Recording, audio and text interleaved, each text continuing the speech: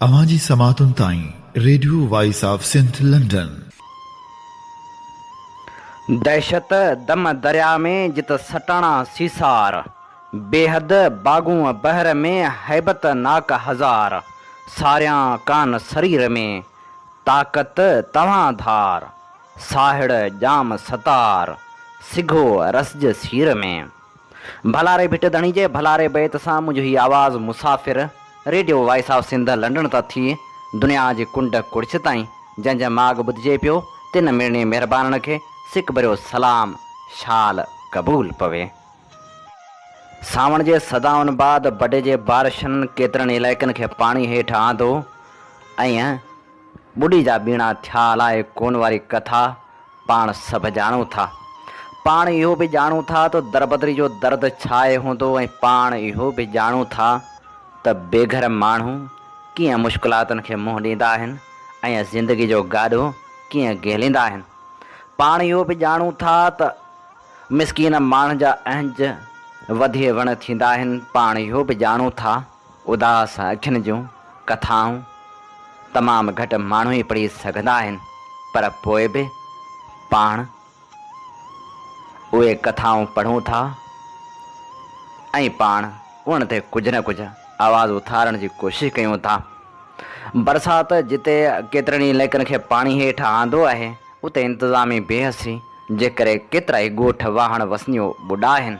केतिरनि शहरनि में अञा ताईं पाणी बीठल आहे। अॼु उन सूरत हाल ते ख़ासि प्रोग्राम खणी अव्हां जी ख़िदमत में हाज़ुर अव्हां जो मेज़बान हबीब लगारी। सिंध जे मुख़्तलिफ़ इलाइक़नि में बरसाति मुतासिरनि जी वाहिर नाहे थी। रुॻो ईअं बि कोन्हे त वाहिर नाहे थी, पर वॾे में वॾो अज़ाब इहो बि आहे जो सिंध जा उहे मुतासिर खुलियल आसमान हेठि वेठल आहिनि।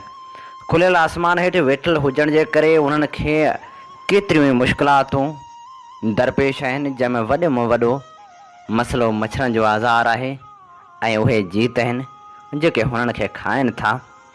सागड़ मीरपुर ख़ासि उमरकोट ऐं बदीन जे केतिरनि इलाइक़नि में अञा ताईं बरसाति जो पाणी बीठल आहे। हेल ताईं 18,90,000 माण्हुनि जे मुतासिर थियण वारियूं ॻाल्हियूं बि थी रहियूं आहिनि। इहे आङ अखर बि साम्हूं अचनि पिया त रोडनि ते केतिरा ई हज़ार माण्हू खुलियल आसमान हेठि वेहण ते मजबूर आहिनि। हिकु पासे PDMA पारां रुॻो 40,000 ख़ीमा फ़राहम कया विया आहिनि, जेके सिर्फ़ु मनपसंदि माण्हुनि खे ई मिली सघंदा, छो त सियासतदाननि जे वर जॾहिं बि इमदादी सामान चढ़ियो आहे उहो या त ख़राबु थियो आहे या वरी मुतासिरनि ताईं नाहे पहुतो। सिंध सरकार जूं कोशिशूं बि पंहिंजी जाइ ते, पर सिर्फ़ु दौरनि ऐं ॾेखाव ताईं महदूद थी वियल किसनि खे माण्हू भला लिखे त कीअं लिखे। घटि में घटि थियण त ईअं खपे जिन बि कुदरती वहिकरनि ते कब्ज़ा कया आहिनि उन्हनि ख़िलाफ़ु कार्रवाई थियणु खपे ऐं केस उन्हनि माण्हुनि ते बि दाख़िल थियनि जिन पंहिंजूं ज़मीनूं बचाइण ख़ातिर मिसकिन माण्हुनि जा अझा ॿोड़े छॾिया। कार्रवाई थिए त उन्हनि ते बि थिए जेके माण्हू पुराण जी कंधी ते बि कब्ज़ा करे विया ऐं जिन माण्हुनि कुदरती वहिकरनि खे बदिलाए छॾियो। कार्रवाई थियणु खपे त उन्हनि ख़िलाफ़ बि थियणु खपे जिन माण्हुनि शाखनि वाहन जी खाटी जा पैसा बि हड़प कया ऐं जिन माण्हुनि सिम नाले जा खाटी जा पैसा बि हड़प कया ऐं कागज़नि में खाटियूं थी चुकियूं। कार्रवाई थिए त उन्हनि ख़िलाफ़ बि थिए ऐं कार्रवाई थिए त उन ज़िले इंतिज़ामिया ख़िलाफ़ बि थिए जिन तरक़ियाती फंड मां सिर्फ़ु पंहिंजा ॿ भरिया ऐं शहरनि खे महफ़ूज़ बणाइण लाइ को बि क़दम न खयो। हीउ शायदि पहिरियों भेरो आहे जॾहिं कराची जहिड़ो शहर बि पाणी हेठि अची वियो।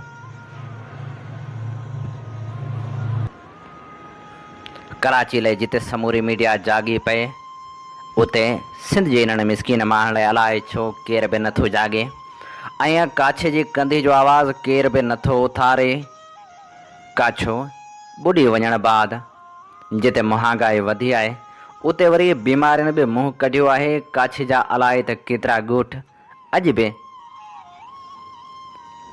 ज़मीनी राब्ते खां कटियल आहिनि, जंहिंजे करे हुतां जा मिसकीन माण्हू इलाज ख़ातिर शहरनि ताईं बि नथा पुॼी सघनि ऐं उहे इमदाद खां बि कोहे मैल परे आहिनि। गुज़िरियल भेरे जॾहिं सिंध ॿुॾी हुई तॾहिं पंहिंजी शाइरी में दर्द समाईंदे हलीम बाग़ी बि चई ॾिनो हो, परदेस जा मुसाफ़िर तुंहिंजो देश वियो ॿुॾी आ। परदेस जा मुसाफ़िर तुंहिंजो देश वियो ॿुॾी आ, तुंहिंजो ॿुधाए बेड़ो कहिड़ी कंदीअ लॻो आ। परदेस जा मुसाफ़िर तुंहिंजो देश वियो ॿुॾी आ, तुंहिंजो ॿुधाए बेड़ो कहिड़ी कंदीअ लॻो आ। तुंहिंजी तराज़ खे शल जर खां थिए न जोखो, तुंहिंजी तराज़ खे शल जर खां थिए न जोखो, मूंखे त तुंहिंजे उते भंजूसी मन भॻो आ। हर पार आज़ारी कंहिंखे करार नाहे, हर पार आज़ारी कंहिंखे करार नाहे, कला कुलनि ते चाढ़े हिकु पीर सन भॻो आ।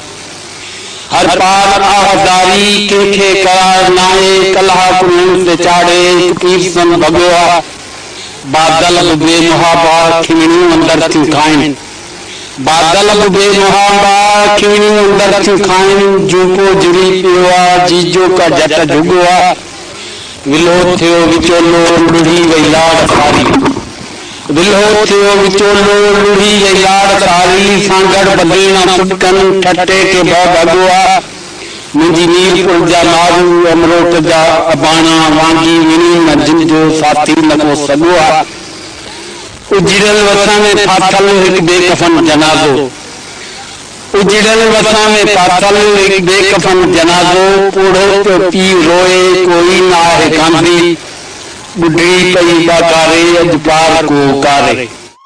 हे ख़ूबसूरत शाइरी ॿुधाए रहियो हो नाम्यारो शाइर हलीम बाग़ी।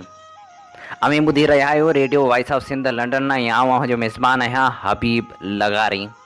पाण अॼु बोर्ड वारी सूरत हाल जो जाइज़ो वठूं पिया ऐं अव्हांखे आगाह करे रहिया आहियूं त हिन वक़्तु बरसातनि खां पोइ सिंध जी सूरत हाल कहिड़ी आहे, उतां जा अहंज कहिड़ा आहिनि।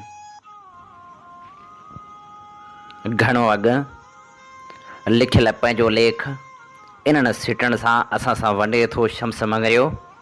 अॼु झुॾे खे ॿोड़ींदड़ सिम नाले जे ठहिण वक़्तु असांजो लिखियल एतिजाजी लेख, पर उन वक़्तु सरकार मुखालफ़त कंदड़ समूरे शऊर खे खाटी वारी मशीन जे लपे हेठां दॿाए छॾियो हो। मज़मून जो उनवान आहे पुराण जो पूरियल पेट ऐं फितरत ते कयल कामुरकियूं कारीगरियूं। पुराण जा पहिरां अनेक ॾाहनि लेखकनि ऐं सम्झू सुघड़नि खया आहिनि ऐं हिन तारीख़ी वहकरे ते आबाद क़दीम आबादियुनि ऐं दरवेशनि जे तकियुनि जा अहवाल बि ओरिया विया आहिनि त गॾोगॾु कंधी ते वसंदड़ माण्हुनि हिन जा फ़ाइदा ऐं नुक़सान बि पंहिंजे अखियुनि सां ॾिठा। लाखे जड़नि पहाड़नि जी अराकीअ घोड़नि जे टापुलनि जा पड़ाॾा त हाणे ॿुधिजनि था अलाए न, पर पुराण जे कंधे बदिउल मलूक जे मुड़ुसु सैफुल मलूक पारां वणनि खे पारायल सोन गहन जूं ॻाल्हियूं ॻोठनि जा झूनड़ा पंहिंजनि ॾोहटनि ऐं पोटनि सां ज़रूरु कनि था। तोड़ जो हिन क़दीम वहकरे में ॿेड़नि ते वापारु हाणे नथो थिए ऐं हाकड़े वांगुरु हिन जूं कंधियूं बि तारीख़ ऐं बेध्यानी जे वाव जे वर चढ़ी चुकियूं आहिनि। पर जॾहिं मेहोगी मुंद वेझी ईंदी आहे त हितां लंघंदड़ तोड़े हिते वसंदड़ माण्हुनि लाइ टंगियल तलवार जहिड़ो ख़ौफ़ ज़रूरु रहे थो। हीउ पुराण वेझे माज़ी में फैक्ट्रियुनि जे गंदे केमिकल जे निकाल जो ज़रियो वञी बची आहे त गॾोगॾु 2011 जे ॿोॾ दौरान झुॾे ऐं टंडे बागे तालुकनि खे समण जी सूरत बख़्शींदड़ बि रही आहे। झूने तो पुराण जग घणेरा संभरी तोखे ॾिठा हाण लाखे जहिड़ा पहेड़ा। चवण वारा त इहो बि चवनि था त हिन झूनी पुराण जी तारीख़ी वहकरे जे फितरती लंघ सां जेकॾहिं हाणोका ठड़कू माहिर सरकार ऐं हितां जा मक़ामी माण्हू जेकॾहिं हरकतूं न कनि हा त हूं त 2011 जी ॿोॾी न अचे हा।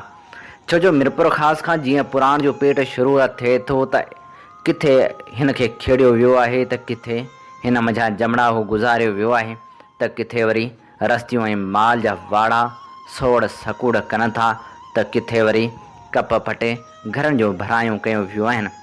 सितम पे सितम इहो जो सरकारी कामोरनि ऐं जुगाड़ी माहिरनि किथे सिमनालनि जो छोड़ पुराण में कयो त किथे पुराण जो छोड़ वरी LBO डी में करे पंहिंजनि कारीगरनि जो मुज़ाहिरो कयो आहे। हिते पाण पुराण जे क़दीम वहकरे जो तफ़सील बहावलपुर खां नथा खणूं पर अचूं था मीरपुर ख़ासि जे झुॾे तालुके ते, जिते मुख़्तलिफ़ वक़्तनि ते पुराण पंहिंजा जोश ॾेखारे लोक जा होश वञाईंदी रहे थी। हिन ॾुखी जाइ ॿ सिम नाला हिन वक़्तु काफ़ी ॻोठनि मां गुज़ारे अची पुराण जे पेट में उछलिया विया आहिनि। उन्हनि मां हिकु कोट ग़ुलाम मोहम्मद मां अची झुॾे जे दिलावर हुसैन यूसी में पवे थो ऐं दिलावर हुसैन जे चइनि देहनि जे ॾहाको ॻोठनि मंझां गुज़री अची ओलियाव झंडियो पातणी वटि झुॾे शहर खां 4 किलोमीटर उत्तर पुराण में छोड़ करे थो। जॾहिं त ॿियो सिम नालो आराड़ी भुरगड़ी खां थींदो गिघ मोरी खां अची आहोरी यूसी उकरी दिलावर हुसैन में जरवारनि जी जूअ में 369 खां दाख़िल थिए थो ऐं पुनः रेबारी जे ॻोठ वटां अची जमड़ाऊ जी कंधी वठी वञी रोशनाबाद टिपे थो ऐं उतां 1 किलोमीटर जे फ़ासिले ते वञी पुराण में पवे थो। उहे ॿई नाला हितां हुतां जो पाणी मेड़े अची पुराण में पहुचाईंदा। उनखां सवाइ हिकु फैक्ट्रियुनि जो केमिकल सां भरपूर गंदो बदबूदार पाणी खणी ईंदड़ नालो बि नबीसर मोड़ वटि पुराण में पवे थो। जॾहिं त उन्हनि केमिकल वारनि सिम नालनि जे पाणी खे संभालण लाइ पुराण जा कपर उन क़ाबिल न आहिनि जो उनजो आसान निकाल यकीनी बणाए सघनि। महाबूड खां पोइ पुराण जी खोटाई ऐं कपर मज़बूत करण वारा फ़ैसिला त थिया पर अमल अध में रहिया। न मुकमल खोटाई थी न ई बंद ठहिया। उनखां सवाइ उहा ॻाल्हि असां जहिड़ा आम माण्हू बि सम्झनि था त सिम नालो ज़मीन जी सितह खां हेठि खुटियो वेंदो आहे जेको ज़मीन जे सिम खे गॾु करे थो ऐं दरियाई पाणी वरी ज़मीन जे मथां ई सितह ते हले थो, पोइ चाहे उहो सिंधु दरिया हुजे या पुराण। हितां जे मक़ामी माण्हुनि जे एतिजाज खे नज़रअंदाज़ कंदे जहालत जो इंतिहाई क़दम खणंदे सिम नालनि खे पुराण जो बंदि टोड़े छोड़ करायो पियो वञे जेको हिन इलाइक़े खे ॿोड़ण लाइ हथरादू घारे जो कमु कंदो, छो जो सिम नालो झको ऐं पुराण मथे आहे। हूअं आराड़ी खां ईंदड़ सिम नालो जीअं चांग मोरी क्रास करे 369 में दाख़िल थिए थो त उन्हीअ विच में हिकु क़दीम ढंढ आहे जिते हाणे त पोखूं बि पोखियूं थियूं वञनि त गॾोगॾु कंहिं ॻोठ बि आबाद आहिनि। उन हद मां राकुल हरूफ 2011 में 500 फुट जो हिकु दरियाउ हलंदे ॾिठो हो जेको रोड रस्ता टोड़े वञी लाशारनि ऐं लिगारनि जूं अॻूणियूं जागीरूं ओरांगियूं हो। उन खे क्रास करे उहो सिम नालो वरी मथां ई ॾांहुं रुख करे थो ऐं जमड़ाहू जे खाॿे कप चढ़े थो ऐं उहो पासो वरी एतिरो मथां आहे जो हेॾी बोड में बि पाणी कोन चढ़ियो ऐं हिते इलाइक़े जे माण्हुनि तंबू हणी अची पनाह वरिती हुई। जेकॾहिं हुकूमती ऐं फील्ड इंजीनियर अहिड़ियूं स्कीमूं जोड़ीनि था ऐं सरकार सॻोरी उन्हनि ते अमल कराईंदी त इलाइक़नि खे तबाहियुनि खां केर बि रोके कोन सघंदो। कुठियुनि कोइजनि तन तबीब न कढिया ॾेई ॾंभ ॾिड़नि पाणा ॾेल ॾुखोयो। 350 फुट जो सीनो रखंदड़ पुराण जॾहिं झुॾे मां गुज़रे थी उते जी हालत ॾिसी सरकार जे बेध्यानी ते बछा अचणु लॻे थी। सरकार जी बेध्यानी ते बुछा अचणु लॻे थी। हिन तारीख़ी वहकरे खे गटर जो नालो ठाहिण में सरकार ऐं मक़ामी माण्हुनि वसा नाहे घटायो। शहर मंझां पुराण जो गुज़र सिर्फ़ु 20 खां 25 फुटनि में थिए थो। बक़ाया हिसे जी भराई थी चुकी आहे ऐं उते घर बि तमीर थी चुका आहिनि ऐं उहो पुराण खे आयल ॻंढो 2011 जी बोड जो वॾो सबबु बणियो हो जो पाणी जे वधीक भराव जे करे झुॾे शहर खां मथां पुराण पलटी वई हुई ऐं शहर जे ॿिन्ही पासे खां समंड जी सूरत बर्पा करे छॾी हुई। बदीन जे टंडे बाग़े तोड़े मीरपुर ख़ासि जे झुॾे तालुके में सरासरी ॾहाको फुट पाणी बीठो हो। ॻोठनि जा ॻोठ पोठा थिया ऐं हिन इलाइक़े जा 95% माण्हू सिर बचाए निकिता। जादम जखरे जी जूए नहटी खां नबीसर ऐं नवकोट खां उमरकोट ताईं सॼो थर ऐं नारे जो संगम हितां जे पनाह गज़ीननि जो मस्कन बणियो। 50 खन माण्हू इन बोड जी नज़र थिया। माल मवेशी त मतां ई कोन बचियो। इन जो हिकु सबबु इहो बि हो त पुराण खे रोशनाबाद खां 3 किलोमीटर हेठि LBOD में ज़ोरी छोड़ करायो वियो आहे। हिकु महदूद कैपेसिटी रखंदड़ नाले में हिकु दरिया जो छोड़ वरी सिम नाले में घर जो सबबु बणियो। पाणी खे का बि झल रोके न सघी ऐं उन छुड़वाग पाणी समन सरकार खां सांगे फरे ऐं थरपारकर जे ॾेपले तालुके खां टंडे बाग़े ताईं पुराणे हाकड़े जा पड पाणी सां छर करे छॾिया। अहिड़े कहर आलूद कहर आलूद क़यामत ॾिसण खां पोइ बि कारीगरियूं जारी आहिनि ऐं वरी बि 2 सिम नाला खोटे अची पुराण में छॾिया विया आहिनि जेके मुकमिल तौर ते नान फिज़िबल आहिनि ऐं चंद ज़मींदारनि जी फरमाइश ते ठंदड़ सिम नालनि लाइ के ॻोठनि खे टपड़ बि खणाया पिया वञनि ऐं किन ॻोठनि खे बिना अॻुवाट इतला डिसंबर जे सर्दियुनि दौरान सरकारी मशीनरी जी नज़र थींदड़ घरनि खे छॾे पोठण में बि रातियूं गुज़ारणियूं पियूं ऐं मुस्तक़बिल में उहे ठंदड़ सिम नाला बि ईअं माण्हुनि खे दरबदर कंदा जीअं जे खोटाई कंदड़ मशीनूं पियूं कनि।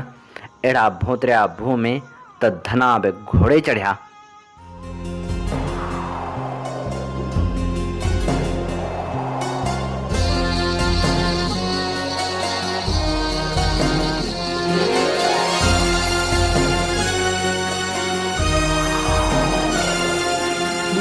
बुढ़ी बुढ़ी वई या सिंधड़ी बुढ़ी वई ॾिसी माण्हुनि जा घोड़ा जी जिंदड़ी बुढ़ी वई बुढ़ी बुढ़ी बुढ़ी वई या सिंधड़ी बुढ़ी वई ॾिसी माण्हुनि जा घोड़ा जी जिंदड़ी बुढ़ी वई सी मारुन जा घोड़ा ही जिंदड़ी बुढ़ी वई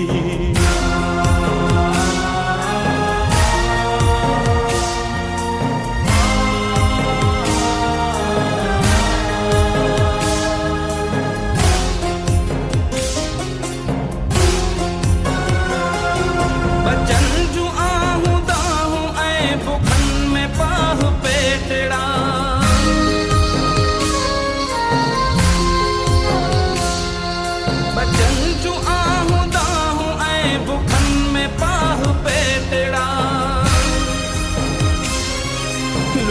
वयस कखां घर में पितकिड़ी बुढ़ी वई ॾिसी मारुन जा घोड़ा की जिंदड़ी बुढ़ी वई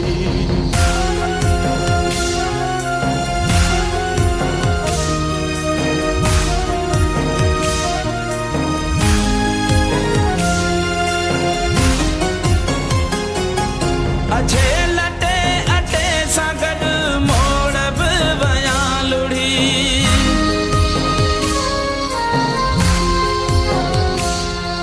अछे लटे अटे सां गॾु मोड़ बि वया लुढ़ी तन ते राति लॻणी हुई सा मेंदड़ी बुढ़ी वई ॾिसी मारुन जा घोड़ा की जिंदड़ी बुढ़ी वई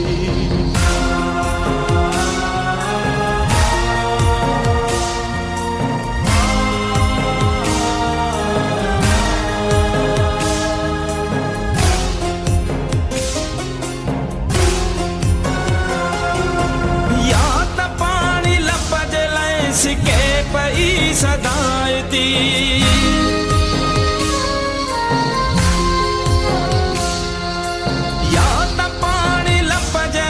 सिके पई सदायती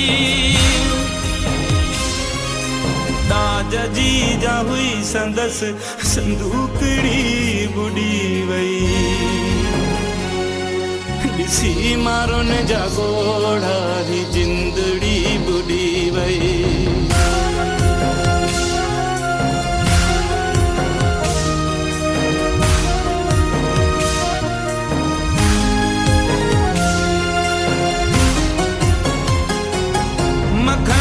खीर जूं भरल जॻह घरूं ॾींदी हुई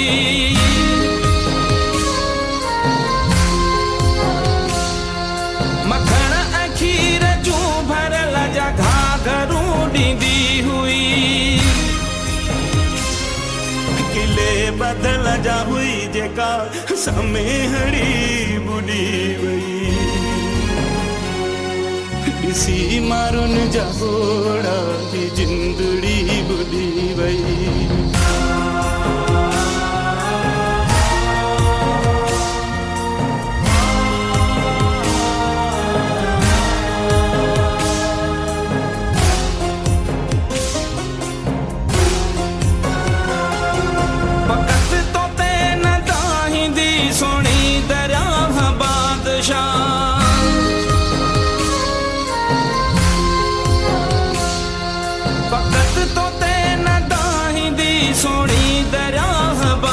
शान ससुई बुढ़ी वई है मारुई बुढ़ी वई ॾिसी मारो न जागोड़ा जिंदड़ी बुढ़ी वई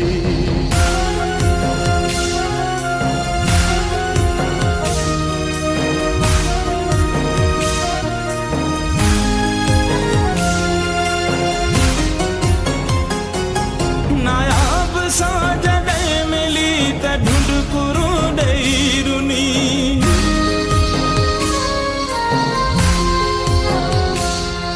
नायाब सा जॾहिं मिली त ढूंढकुरूं ॾेई रुनी बचन खे जेका ॾींदी हुई सालोलड़ी बुॾी वई ॾिसी मारो न जागोड़ा ही जिंदड़ी बुढ़ी वई बुढ़ी बुढ़ी बुढ़ी वई या सिंदड़ी बुढ़ी वई ॾिसी मारो न जागोड़ा ही जिंदड़ी बुढ़ी वई ॾिसी मारो न जागोड़ा ही जिंदड़ी बुढ़ी वई ॾिसी मारो न जागोड़ा ही जिंदड़ी बुढ़ी वई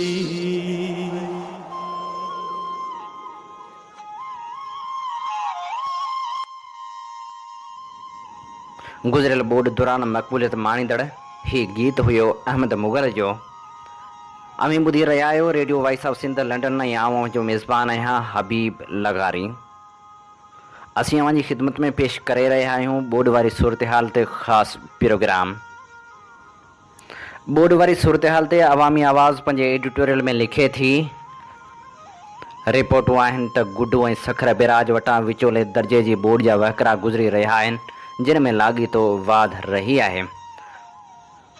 सखर जे रिपोर्टर सखर बिराज कंट्रोल रूम जे इंचार्ज मौलाना अब्दुल अज़ीज़ सुमरे सां राब्तो करे जेका मालूमात वरिती आहे तंहिं मूजिबि गुड्डू वटि वॾी बोर्ड आहे।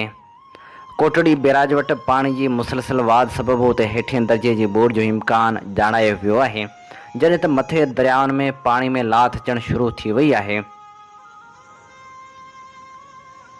सालह पट मलीर फलो मलीर सादिक फलो ऐं ॿिया इलाइक़ा पाणी हेठि अची विया आहिनि जंहिं करे सवें ॻोठनि जो शहरनि सां राब्तो कटिजी वियो आहे। सवें एकड़नि ते बीठल फसल तोड़े माल जो चारो मुकमल तौरु ॿुॾी वियो आहे जॾहिं त पाणी फरीदाबाद बचाव बंद सां टकराइजी वियो आहे।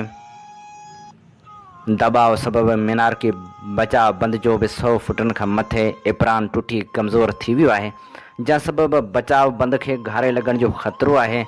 मनारकी जे एपरान टुटण सबबु रहवासियुनि में ख़ौफ़ हिरास पखिड़िजी वियो आहे। ईअं सखर जे कचे में बि केतिरा ई ख़ानदान बोर्ड जे पाणी में फाथल आहिनि। शाह बेली अलिफ कचो बंडी समेत केतिरनि ई इलाइक़नि मां रहवासी अञा ताईं न निकिरी सघिया आहिनि छाकाणि त सरकार खे न महफ़ूज़ हंधनि ॾांहुं मुंतक़िल करण जो को बंदोबस्त नाहे करे कयो। नवाब शाह जी 80% कचो पाणी हेठि अची चुको आहे। मड मगलिया बंद ते दबाव आहे। नवाब शाह जे हदनि में 2,60,000 क्यूसिक पाणी गुज़री रहियो आहे तंहिं करे कचे जा समूरा रस्ता ॿुॾी विया आहिनि। उनखां अलावा सिंध जे केतिरनि ई शहरनि में बरसाती पाणी बि अञा ताईं निकाल न थी सघियो आहे जेको पिणु अलॻि मसइलो आहे। सिंध बोर्ड जे ख़तरे में आहे ऐं उन ख़तरे खे ॾिसंदे हुकूमत खे हाणे खां ई हाई अलर्ट यानी हंगामी बुनियादनि ते हिफ़ाज़ती इंतज़ाम करणा पवंदा। बंदनि ॾंढनि ढोरनि खे मज़बूत करणो पवंदो। कचे में रहंदड़ माण्हुनि खे एहतियातनि उन्हनि इलाइक़नि मां कढण जो फौरी इंतज़ाम करणो पवंदो। घारा पवण जी सूरत में अॻुवाट हंगामी हालतूं लागू करणियूं पवंदियूं। बोर्ड जे हवाले सां सिंध जी तारीख़ ॾाढी ख़ौफ़नाक रही आहे। ॿियो त छॾियो साल 2010 जी जदीद तौर में बोर्ड जेका सिंध जी हालति कई सा हैरत जोगी हुई। उन बोर्ड जी तबाही ते उन करे बि वधीक हैरत थींदी आहे जो उन साल बोर्ड खां वधीक बद इंतज़ामी नुक़सान ॾिनो हो। उन साल इहो ॾिसी ॾंदे आङुरियूं अची वियूं हुयूं त सिंधू दरिया जे पेट में यानी उन जे रस्ते में बि माण्हुनि जायूं ठाहे छॾियूं हुयूं। उन्हनि सम्झो हो त शायदि हाणे दरिया में एॾो चाढ़ थींदो ई न जो ॿोॾि जी नौबत अचे, पर उहो साल को वॾी ॿोॾि जो साल बणिजी वियो। हिकु सिंधु में पाणी जो चाढ़ घणो, ॿियो वरी उन जा लंघ बि बंदि हुजनि त आख़िर पाणी काॾे वञे, उहो कीअं पंहिंजा रस्ता वठे समुंड में छोड़ करे। किथे वरी बचाबंद एतिरा नंढा ऐं कमज़ोर जो उहे पाणी जो दबाव बर्दाश्त न करे सघिया हुआ। नतीजे में ॿोॾि जो पाणी शहरनि में बि दाख़िल थी वियो हो। तॾहिं पाणी जे माहिरनि बि ॿोॾि जे काथे जो दुरुस्त अंदाज़ो न लॻायो हो। उहो पस मंज़र ॿुधाइण जो मक़सदु मामले जी नज़ाकत ॿुधाइण ऐं उहो यादि ॾियारणु आहे त एॾो सूर सही निंड न कजे नाख्या। सो सरकारी इदारनि खे हाणे खां ई हाई अलर्ट थियणो पवंदो ऐं कचे में वेठल माण्हुनि संदन माल खे पाणी अचण खां अॻु कढण जो इंतज़ाम करणो पवंदो। पर उहे रिपोर्टूं पढ़ी अफ़सोस थी रहियो आहे त इंतिज़ामिया अञा ताईं को तहरुक न वरितो आहे। का अहिड़ी संजीदगी नाहे ॾेखारी जेका दिलजाए जहिड़ी हुजे। अहिड़ी मुजरमानी गफ़लत खे ॾिसंदे असां हमेशह हुकूमत खे उन जो फ़र्ज़ु यादि ॾियारींदा आहियूं त जेका हुकूमत आवाम जी जान माल ऐं इज़त जो तहफ़ुज़ न करे सघे या उनजो ओणो न रखे त उनखे पोइ हुकूमत सॾाइण जो बि हक़ु नथो पहुचे। हुकूमत खे मीडिया जे इदारनि जो थोराइतो रहणु घुरिजे, जेके पंहिंजे ख़बरूं ज़रियनि सां हुकूमती इदारनि खे ॿोॾि जी सूरतहाल खां आगाह कंदा रहनि था ऐं संदन इदारनि खे अघोर निंड मां उथारींदा रहनि था त जीअं अवाम जो को नुक़सानु न थिए। काश हुकूमती इदारा बि पंहिंजे फ़र्ज़ जी अदायगी में अहिड़ी संजीदगी ॾेखारिनि। पाणी मामलनि जो माहिर मोहम्मद इदरीस राजपूत लिखे थो, हिन साल बरसातुनि जे करे सॼी सिंध बुॾी आहे। कॾहिं रुॻो हैदराबाद में बरसातूं पवंदियूं हुयूं त कॾहिं दरिया जे खाॿे पासे ॾांहुं, पर हिन साल सिंध जो को टुकड़ो न बचियो आहे जिते मींहं न पिया हुजनि। कराची खे था वठूं, अहमद ॻोठ में एतिरा मींहं पिया जो माण्हू उतां लॾ पलाण ते मजबूर थी पिया। डिफेंस वारे इलाइक़े में बि किन हंधनि ते एतिरो पाणी बीठो जो माण्हुनि क्लिफ्टन कैंटोनमेंट बोर्ड साम्हूं एहतजाज कया, जेका कराची जे हिकु पोश आबादी लिखी वञे थी। नाज़माबाद में एतिरो पाणी बीठो जो उते ट्रैफ़िक जाम थी वई। कराची शहर जे ॿिनि केतिरनि इलाइक़नि में बि ट्रैफ़िक जाम थी। सरजाणी वारे इलाइक़े में तमामु घणी बरसाति पई ऐं सॼो इलाइक़ो ॿुॾी वियो। अचो शहर हैदराबाद ते 1 यूनिट बिल्डिंग वारो इलाइक़ो पाणी हेठि अची वियो। थधी सड़क ॿुॾी वई। लतीफ़ाबाद जे किन इलाइक़नि में पेड़ियूं हलणु लॻियूं। कासिमाबाद वारो इलाइक़ो ॿुॾी वियो। सवाइ सिविल लाइन वारे इलाइक़े जे सॼो हैदराबाद शहर ॿुॾी वियो। अचो जोही वारे इलाइक़े में जिते हमेशह पाणी जी खोट रहे थी, लिफ्ट बैंक बंदि ऐं गाज नई वारे इलाइक़े में खंड पवण करे सॼो इलाइक़ो ॿुॾी वियो। का जाइ न बची जिते कुझु पोखे जा निशान मिलनि। माण्हू एतिरो त तंग थिया जो लॾ पलाण ते मजबूर थी पिया। मीरपुर ख़ासि वारे इलाइक़े में शहर में एतिरो पाणी बीही रहियो जो माण्हुनि जी अचु वञु बंदि थी वई। एतिरे हद ताईं जो शहर मां पाणी कढण लाइ माहिरनि जी हिकु कमेटी ठाहिणी पई। लाड़काणे वारे इलाइक़े में रोडनि ते पाणी बीठो आहे ऐं उन्हीअ खे कढण जी वाह सम्झ में नथी अचे। अलाए केतिरा ॾींहं इहो पाणी बीठो रहंदो। शहीद बेनज़ीराबाद ज़िले में जिते किथे पाणी बीठो आहे, ख़ासि तरह हेठां जायुनि में जंहिंमें सरकारी बंगला अची वञनि था, सरकारी कामोरा कहिड़े नमूने ऑफिसनि में पहुचनि हा। दादो ज़िले ते सॼी एराज़ी पाणी सां भरियल रही, रस्ता ॿुॾल रहिया। उहा ख़बर नाहे त कॾहिं पाणी कढण लाइ के इंतज़ाम थींदा। ठठो सिजावल ऐं बदीन ज़िलनि ते उहे सभु हेठां इलाइक़ा आहिनि जिते एतिरो पाणी बीहे थो जंहिंजी ॿीणी नाहे। उते महीननि जा महीना पाणी बीहे थो, जेतोणीकि रोड रस्ता खुली वञनि था, पर पोइ बि पाणी बीठो रहे थो। कराची जो ॿीहर ज़िक्र कंदुसि त एतिरी तेज़ी ऐं तिखी बरसाति कॾहिं बि न पई आहे। मुंहिंजो घरु मथां ते ठहियलु आहे त हूंदे बि घर में पाणी अची वियो ऐं कालीन ऐं फिरासियूं सभु ख़राबु थियूं। मूं जॾहिं खां इहो घरु ठाहियो हो तॾहिं खां उते पाणी न आयो हो। मौसमी फेरघेर। सभिनी खे ख़बर आहे त मौसमी फेरघेर जे नतीजे में सॼी दुनिया में तब्दीलियूं अचनि थियूं। साइंसदाननि जो चवणु आहे त उन जो सबबु दुनिया जे ॻोल्हे जो गर्मी पद वधणु आहे। गर्मी पद उन्ही करे वधियो आहे त सनती इनक़लाब जे नतीजे में असां नामियाती ॿारनि जो इस्तेमालु कयो आहे, जंहिं करे ग्रीन हाउस गैस पैदा थियनि थियूं।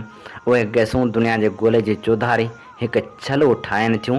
उहो छलो ज़मीन खां मोटंदड़ शुआनि खे रोके थो, जंहिंजे नतीजे में दुनिया जे ॻोल्हे जो गर्मी पद वधे थो ऐं मौसमी तब्दीलियूं अचनि थियूं। मतिलबु उहो त मौसमनि में फेर घेर दुनिया जे माण्हुनि जे नामियाती ॿारण इस्तेमालु करण करे आहे। ऐं जेकॾहिं उहो इस्तेमालु थींदो रहियो त गर्मी पद वधण करे माण्हू जो दुनिया में रहणु ॾुखियो थी पवंदो, छाकाणि त उहो हिकु मुल्क जो मसइलो न आहे। सॼी दुनिया जा माण्हू गर्मी पद वधण करे मुतासिर थींदा। तंहिं करे आलमी इदारनि उन जो नोटिस वरितो। गॾियल क़ौमनि वारे इदारे ऐं आलमी मौसमियाती इदारे उन ॾिस में हिकु आलमी पैनल जोड़ियो, जंहिंखे मौसमी फेर घेर जो बैनल सरकारी पैनल सॾियो वियो आहे। उन इदारे खे इन मामले ते कमु करण लाइ चयो वियो आहे। कोयले, तेल ऐं गैस घटाइण जी माना उन सां लाॻापियल सनअतनि जे माण्हुनि जो नुक़सानु। सनअतनि में गाॾियुनि में उहे टे ॿारण इस्तेमालु थियनि था। हिकिड़े पासे उहो ॿारण घटाइण ऐं ॿिए पासे मुतबादिल ॿारण ॻोल्हणु तमामु ॾुखियो कमु आहे। तंहिं करे IPCC जी मुखाफ़त करे 2007 में वियना कॉन्फ्रेंस में उन लाइ हिकु ॿी तनज़ीम ठाही वई, जंहिंजो नालो IPCC जी भेट में NIPCC रखियो वियो। उहा अमेरिकी वर्जीनिया यूनिवर्सिटी जे डॉक्टरनि ठाही हुई। जॾहिं गैस घटाइण वारे मुआहदे ते अमल ई न थींदो ऐं नामियाती ॿारण जो इस्तेमालु ईअं ई थींदो रहंदो त आसमानी आफ़तूं ईंदियूं रहंदियूं। सिंध ऐं ॿिनि इलाइक़नि में अहिड़ा मींहं पवंदा रहंदा ऐं मुल्क ईअं ई बुॾंदो रहंदो। इन ते ई अॼोके प्रोग्राम जा समूरा रंग हवाउनि में विखरी चुका। पंहिंजे मेज़बान हबीब लगारी खे इन दुआ सां ॾींदा इजाज़त। वसे भिट तुंहिंजी भलारा सदा सदा दे सपदे सारा वसन। कॾहिं सिंध जी न मेरी थिए, कॾहिं मोड़ तुंहिंजा न मुरझाइजनि। सिंध मुंहिंजी अमा सूंह तुंहिंजी मथां छा लिखी, छा लिखां छा लिखी, छा लिखां। सिंध मुंहिंजी अमा, दुनिया जा सिंधियो हिकु मुठ थी सिंध बचायो। सिंध मुंहिंजी अमा सूंह तुंहिंजी मथां छा लिखी, छा लिखां। सिंध जो क़ौमी आवाज़ radio voice of Sindh London.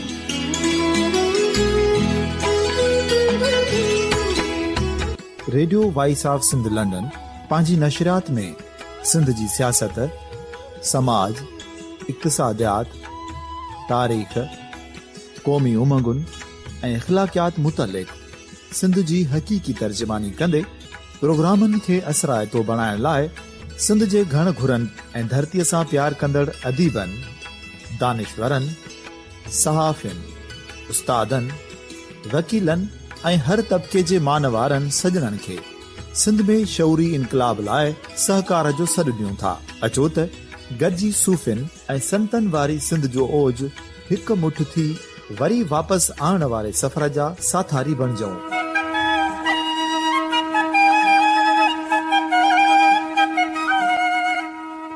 हिकु नए सुबुह जी शुरूआत जो पड़ाॾो घर घर, ॻोठ ॻोठ ऐं शहर शहर ताईं पहुचायो। शाल सिंध आबाद ऐं ख़ुशहाल थिए, सिंधी माण्हू सुखियो ऐं सताबो थिए।